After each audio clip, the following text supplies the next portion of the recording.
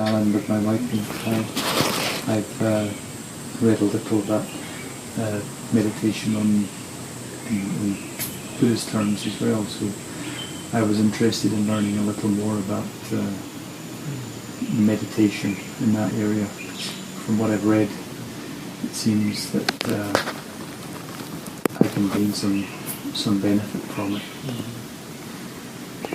Well, see, meditation is for the mind, while medicine is for the body. And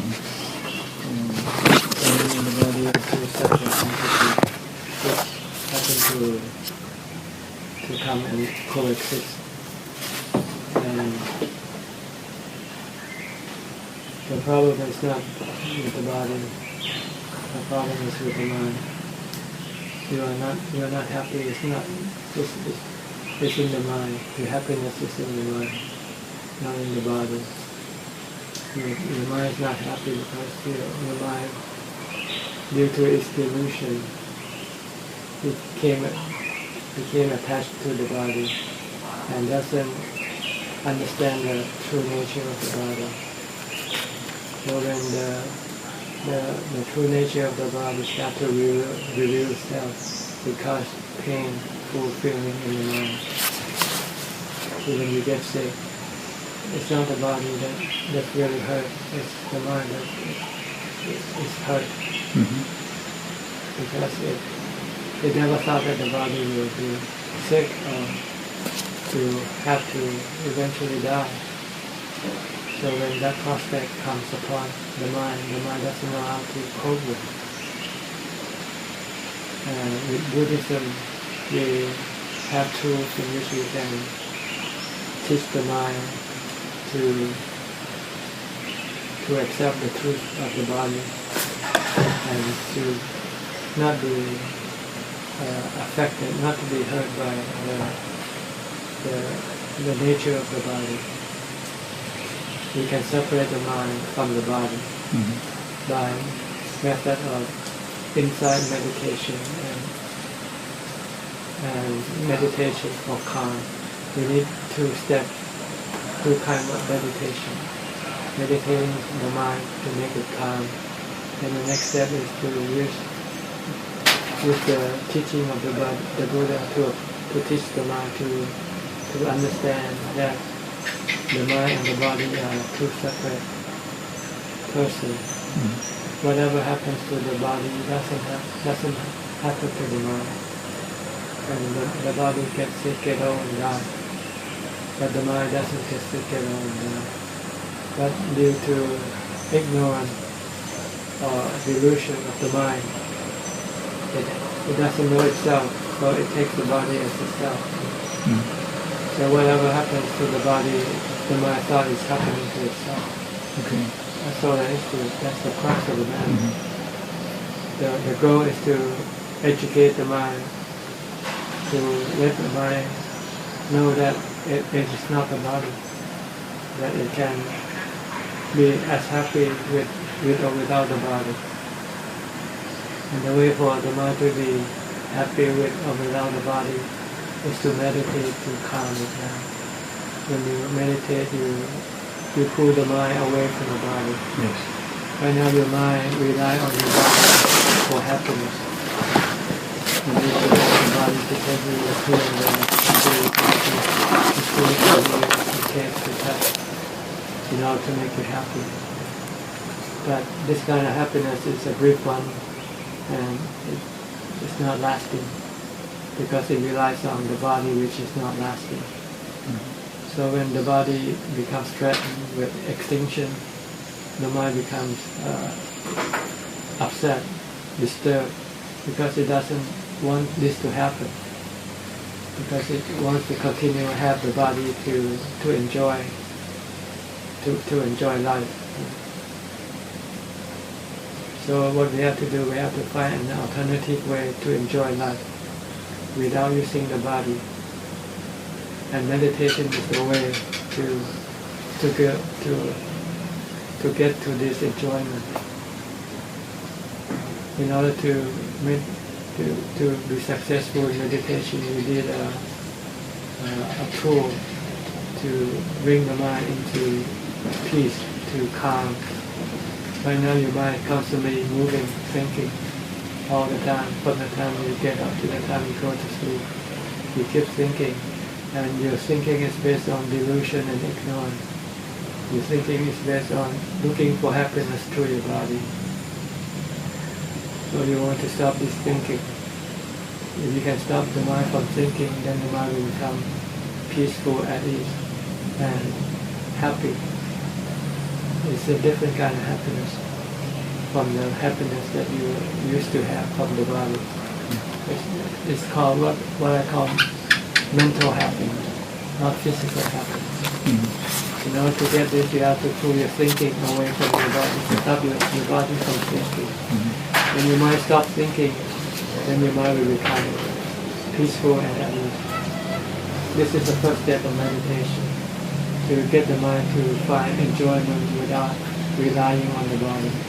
There is another kind of enjoyment you can get from the mind itself. But what you need to do is to stop the mind from thinking.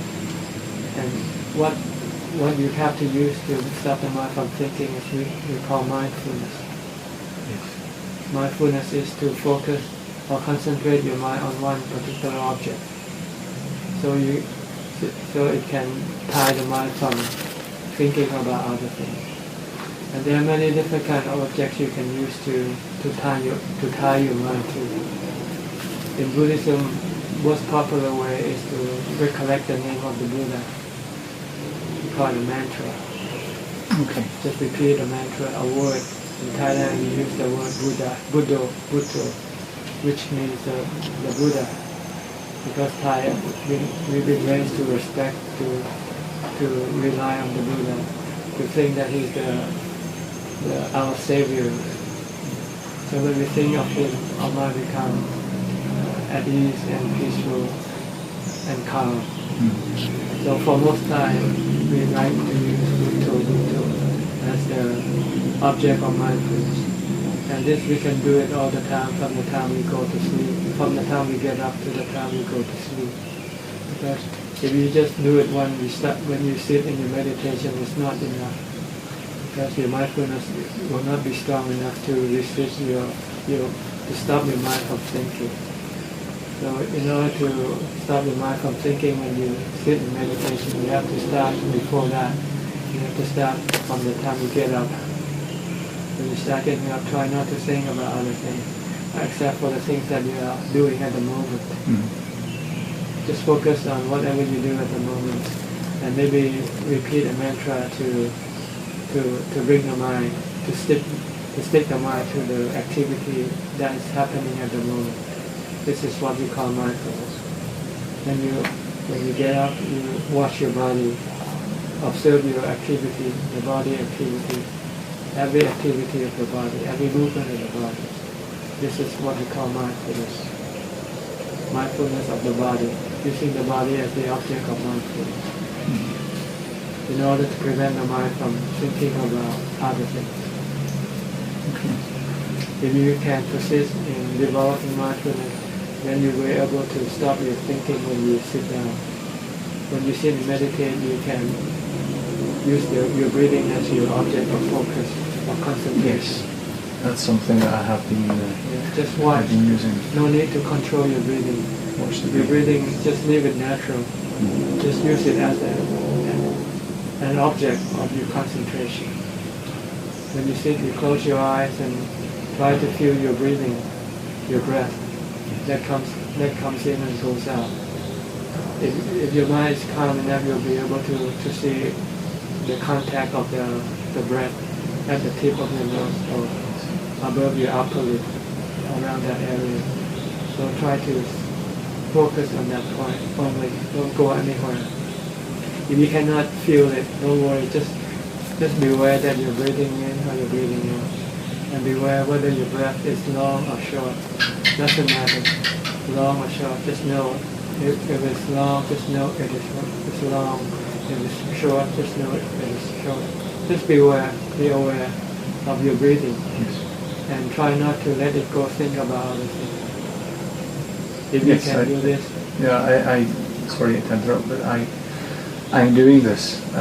I'm not doing this for great lengths of time. I'm doing it for maybe 20, 30 minutes. Yeah, because that's all your mindfulness is capable of doing. Yeah. But if you develop stronger mindfulness, then you can sit longer. And is that just through practice, through doing it more and more? More and more, you become more adept. It's like everything else: driving, playing tennis, playing golf. The more you do it, the more proficient you become. Okay. So it's a matter of practice. You have to push yourself to do as much practice as possible. But I find, I understand, and that's also very much what I've read as well on meditation and mindfulness. But what I'm trying to do is find a way to recover my health, and that's a as I mentioned issue. earlier, This is a separate issue. I know.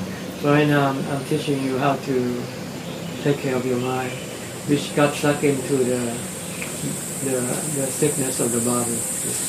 You want to, you have two problems at the same time. Your main problem is not your body. Your main problem is your mind. Because the pain of the body is not as strong as the pain of the mind. And the body, regardless of how you look after it, sooner or later you're gonna come and face the same problem again. You can fix it this time, and then eventually a few more years from now, you'll face this same problem again. Until when your body dies, that's when the problem with the body will disappear. So this is the process of the body which is gonna happen. Regardless of how you do it. It's just a matter of time, that's all. Sooner or later, that's all. This body will eventually stop functioning. Yes, I accept that. I think we all have to accept that. But if we can fix it, no problem. I'm not advocating that you don't fix your body. Try to fix it, but you should fix it in a way that doesn't hurt your mind. What hurts the mind is the desire of the mind to have it fixed all the time, or to be able to fix it. Maybe you cannot fix it. Then if your mind insists on wanting to have it fixed, then it will hurt the mind. But if the mind accepts that, okay, maybe I can fix it, maybe I cannot. If I can fix it, fine. If I cannot fix it, fine. I can live with it. Either way, then you solve the mental problem. I think that's I accept my illness. It's not that I have a major issue with it. I did have a major issue with it, but I was diagnosed with this 3 years ago. So of course I've had a lot of time to think about it and to personally accept it. Of course I'm looking for ways to stay longer in this world. I think that's only human nature. And I do consider myself to be a good person, and I'm doing everything I can. I think I'm doing everything I can to try and stay longer on this planet. But I feel from, I'm a layman of course, but I feel from looking at this meditation that I can gain some benefit from it. Not to say that doing meditation would cure me from my disease. Although there are stories out there that have reported such cases, which is very exciting, of course, to read these. It might have some effect on the well-being of the body, because the calm mind doesn't hurt the body like an agitated mind does. So to a certain extent, it's does benefit the body. But I don't think it can cure your illness by meditation alone. Or else one will live forever, right? Those who can meditate then should live forever, should have. Yeah, well.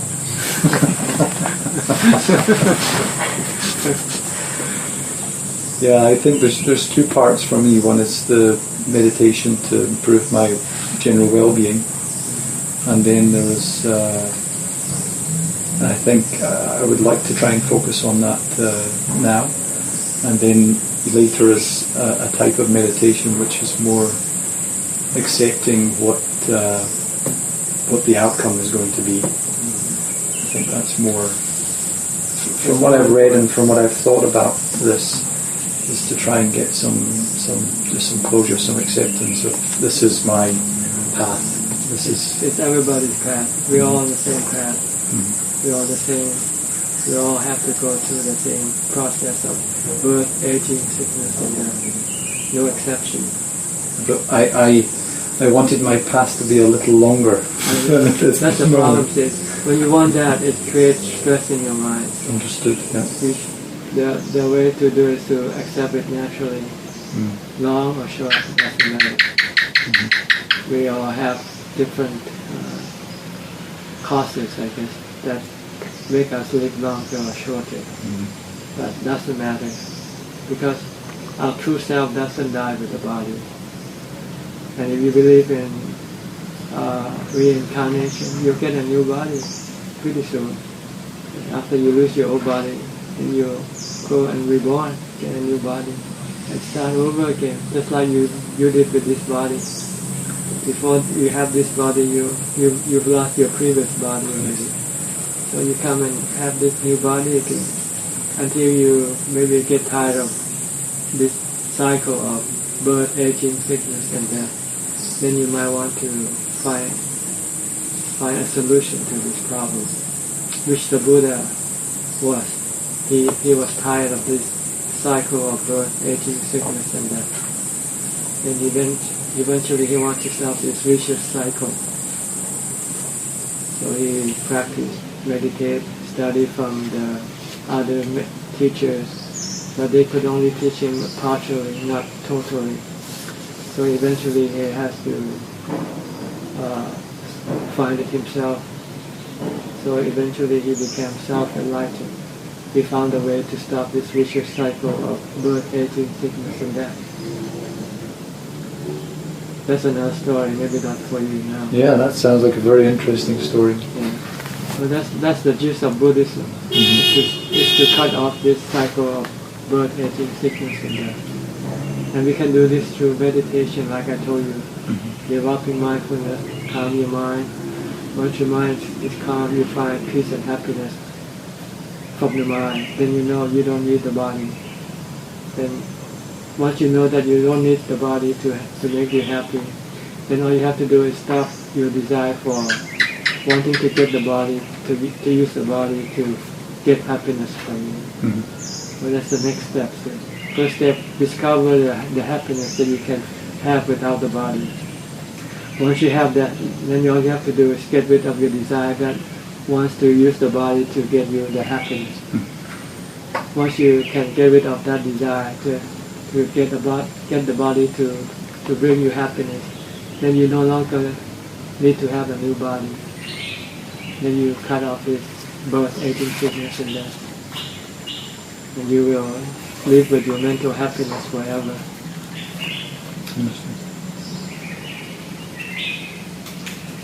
So right now, if you want to help yourself, you have to meditate. Because when you meditate and your mind becomes calm, you have at least got rid of half of your problem, your mental stress, your mental problem. Because your mind constantly agitating for this or for that all the time.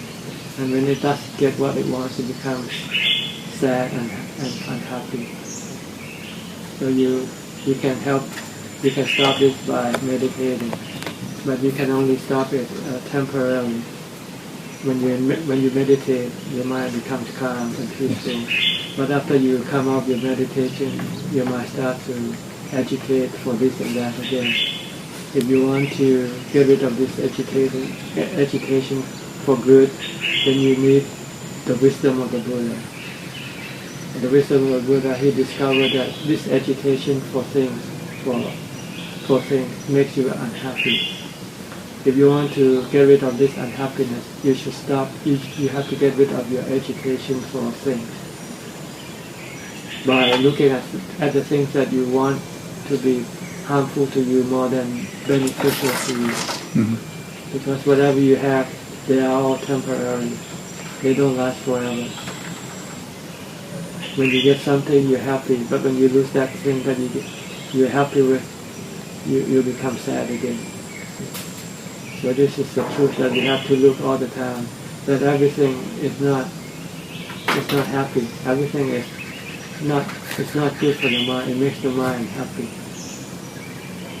But these are things like desires, where I think everybody chooses their own path on what they want to have and not have in their life. So I've chosen to have a wife, to have children, and to have a certain job, to have a career, to chosen a certain path. So I've read your book, and I think near the later end of your book you talk about taking these desires away and making a decision as to which path you wish to go down. And of course, included in my path is most certainly my wife and my family. I wouldn't want to say these are desires or distractions or irritations. They're certainly elements that I must have in my life, be it long or short.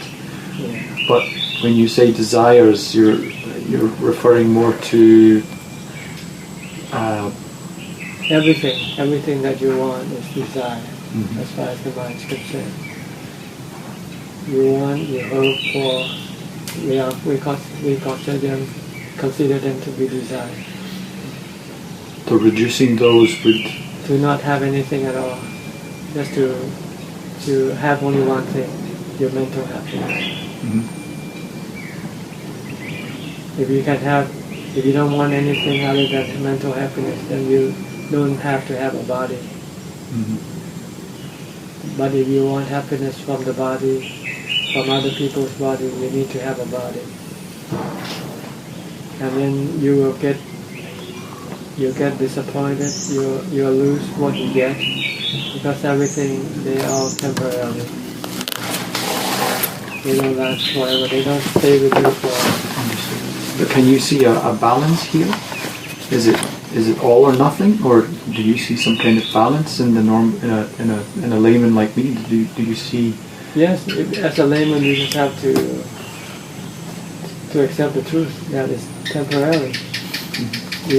It's as good as you have it, but when you don't have it, you don't have it, you know.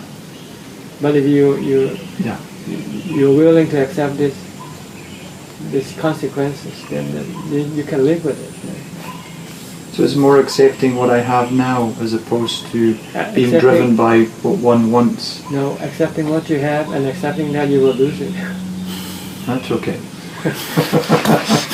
I think that's well understood as well, that eventually... Yeah, we all lose everything. Yes. But we know that intellectually but not emotionally, see.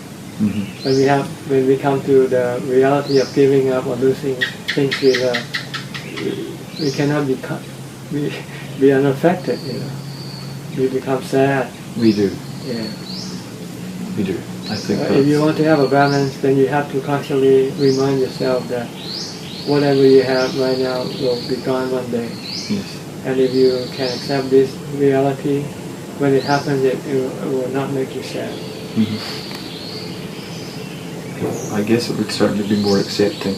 Yeah, accepting that everything comes and goes. Yes. Nothing lasts forever. Yes. But we tend to fool ourselves when we have things. We can it's okay to lose it. But when we really come to the time when we have to lose it, we just cannot accept it. Understood. Because by the fact of clinging to what you have right now means you don't want to get rid of it. You don't want it to go away from you. True. True, but when you speak about important people in your life, I think it's human nature that you would feel sad if you lost a loved one. But certainly, if I lost a car or a golf club or something, if you can live with your sadness, then there will be no problem. Yeah. You just accept it. Okay, happiness and sadness are the two sides of the same coin. Sometimes it flips one way, sometimes it flips the other way. Just accept it. If you want to have things, then you have to accept that you're going to have to lose things. Yes. If you don't want to lose things, then don't have anything. Yes. When That's good logic. When you have nothing, you got nothing to lose, right? Okay. Understood. Yes, I think I would like to develop my meditation further. Yeah, it will make your mind strong, and it will be strong enough to accept the truth. If you meditate, your mind will be able to accept the truth more easily than when you don't meditate. So meditate can help you in this regard. And maybe after you're losing so many things, one day you might get fed up of losing everything and you want to give up everything. Just give up everything. Okay, yeah. Really? That will happen. Yeah. Okay. So at least right now try to teach your mind, make your mind strong to accept the truth of life. That whatever we have, one day we will have to lose it all. And if we can accept that, then okay, no problem. You can live with whatever you have. Something that maybe this is an interesting point to bring up for me, and that is, I believe in karma, most definitely. But as I said earlier, I consider myself to be a good person. I've never committed a crime. I've always been a loving person to my family. I've always taken care of all my family members, and I've always respected my colleagues and trained my workers and helped them in their lives. And so when something like this happens to me,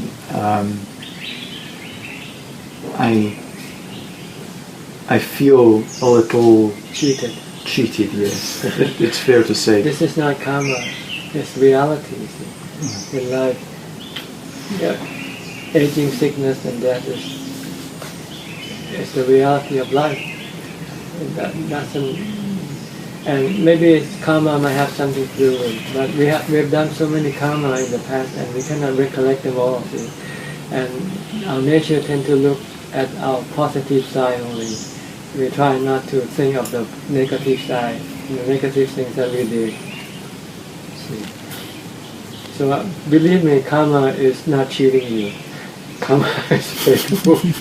What you get is what you deserve. What I get is what I deserve. Think it this way, and then you'll feel much more happier. Because besides, there's nothing you can do about it. This is what you have. Well, currently in the moment, that's true. But I was thinking that there would be some future. There'd be something in future that would be that would benefit me. That would help me in some way. They're coming here. I'm coming here for guidance. I'm honestly speaking, I'm coming here not expecting the answer to everything, but just to get some kind of enlightenment, to get some kind of insight as to what meditation is, Buddhism is, and if there is some way that undertaking those would benefit me as a person, and I may have a longer life. It does, but it takes time. But you're still confused with yourself and your body. You should think of yourself as the mind, not the body. Forget about the body. The body is something insignificant. The real significant is your mind, because your mind lasts forever. Your body, no matter how well you look after it, it will eventually come to an end. But you have lost your focus. You focus more on your body than more on your mind. Well, in light of at the moment where my body is certainly in crisis, I think I have to have some focus on the body. I can't just ignore it. No, I don't mean to ignore it, but don't over-focus it. Do what you can with it, but don't expect more than what you can do. Because when you do, you're causing trouble to your mind, making your mind unhappy, because your mind cannot get what it wants from the body. That's what I'm saying. Understood. Yeah, I find I'm at the point now that I know what I need to do with my body. I think it took me a long time, almost a year, to work out what I had to do with my body. And now I have a fixed path on how I must proceed with my body, how I should treat it, how I should nurture it, what nutrition I should use, and so on. Maybe it's a false alarm. Maybe it's not cancer. Maybe it's just a test from God or some supernatural being someone to test your mind. I'd really like to hope so. I'd like to hope so, but I'm not so sure. Not so sure. But I say, from the Buddhist point of view, the best thing is to treat the body as it is. Take it for what it is. Take as it comes. Take it as it comes. Good or bad, short or long. Just take it as it is. Don't worry about it, because it's insignificant. 50 years from now, what happened to the body? To your body, to your loved one's body. We all go to the grave eventually. That's true. Yeah. But think of the mind that is always at ease with itself, regardless of what happened to your body or other people's body. Wouldn't that be better? Yes. Yeah. That's what you do.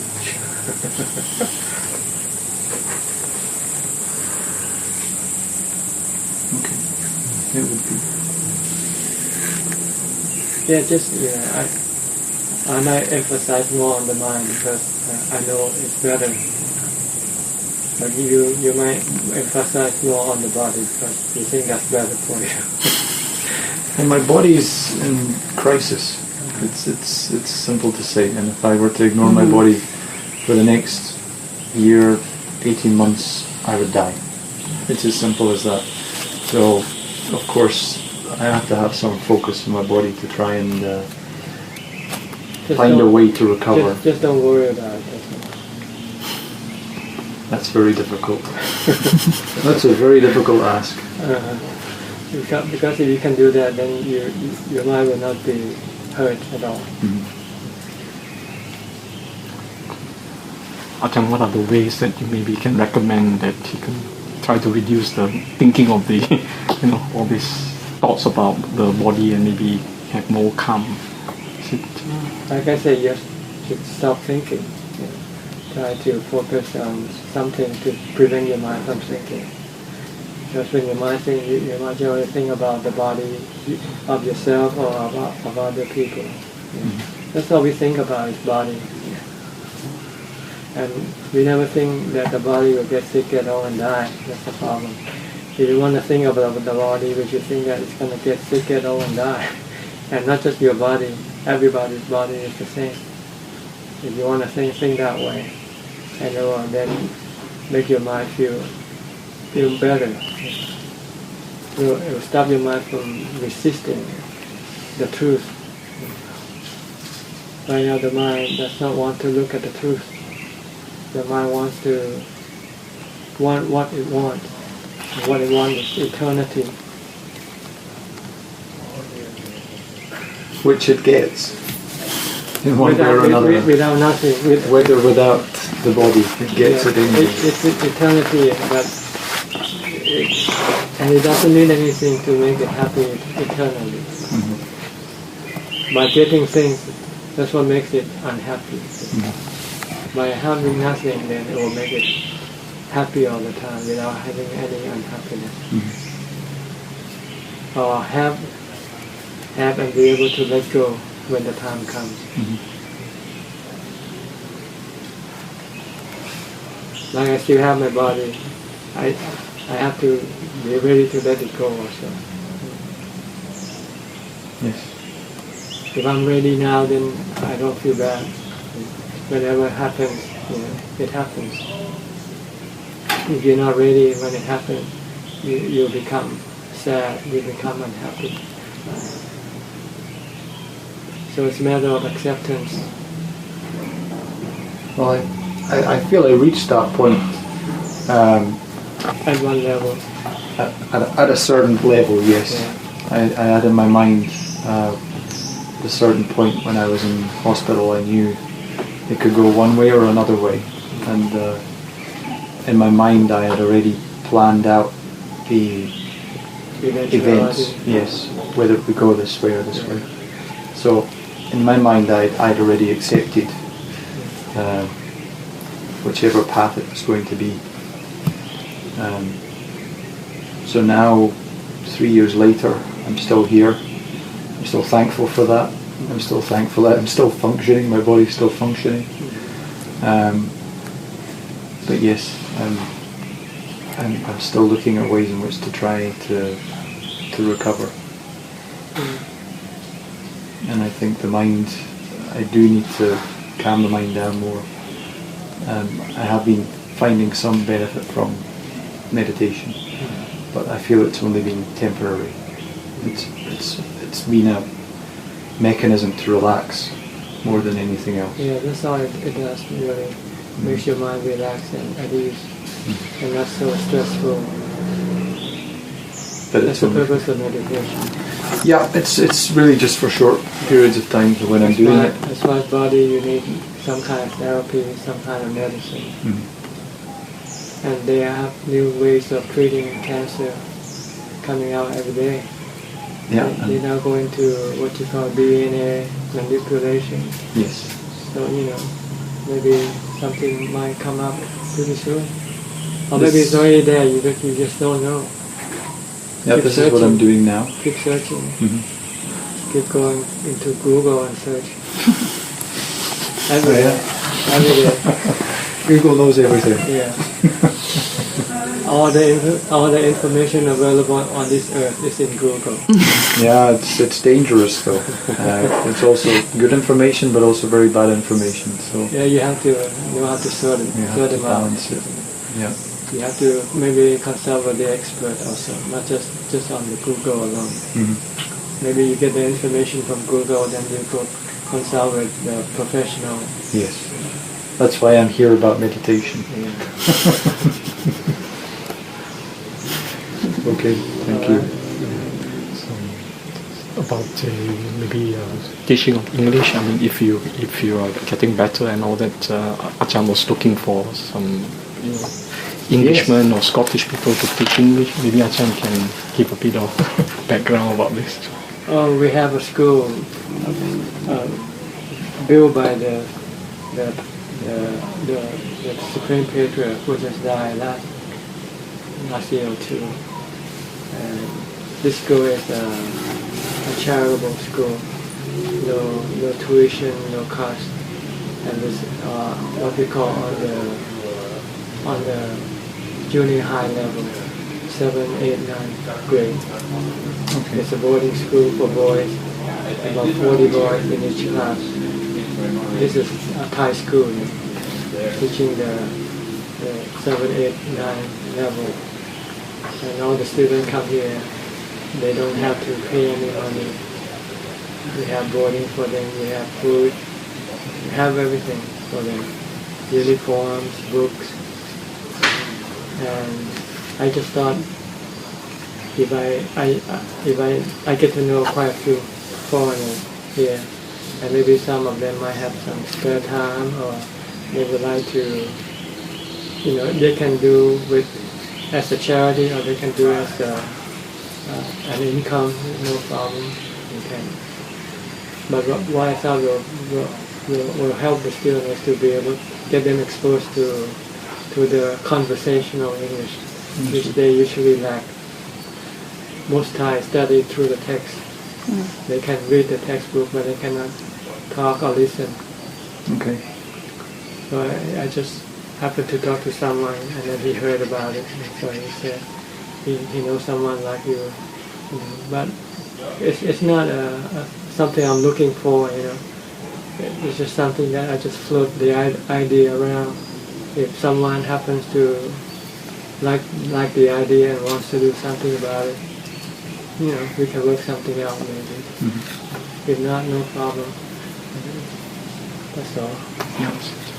Yes, I'd mentioned that, of course, I'm taking treatment, and I'm a native English speaker, so if my health permitting, I would be happy to give you some assistance. Would have no problem with that. Yes, whenever you're ready and when you want to try to do some teaching, you can set up your time, whatever you want, however you want it. You consider it supplemental teaching. Occasionally, I have English speaker coming to the temple and stay. Sometimes I ask them, "You want to do some, teaching English to the students?" And they say yes. Okay, go and talk to the principal of the school, and maybe arrange the method, the time to do it. The school is not far away from here, maybe about 4 or 5 kilometers from here. Going toward the Sukhumvit Road, the road to Pattaya. Okay. Sure, I'd be happy to. It's quite convenient for you, yeah? Health permitting. Yeah. If my body allows. Yeah, whenever you feel better and you feel you have some spare time you want to devote to charity or Yes. Something. We're happy to pay for the expenses for you also. We pay for gas, for It would be anything like that. I wouldn't accept any payment. Okay. Very good. No chance. I appreciate that. You have all my 3 books already, and this one. Excuse me? My way, I think the one Just one book. just one book. Yeah, Ajahn can give you his latest book. Yeah? Oh, another book. 2 more. 2. Yeah. Nice.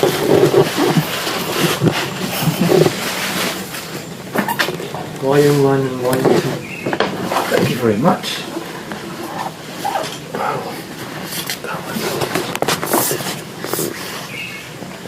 So different between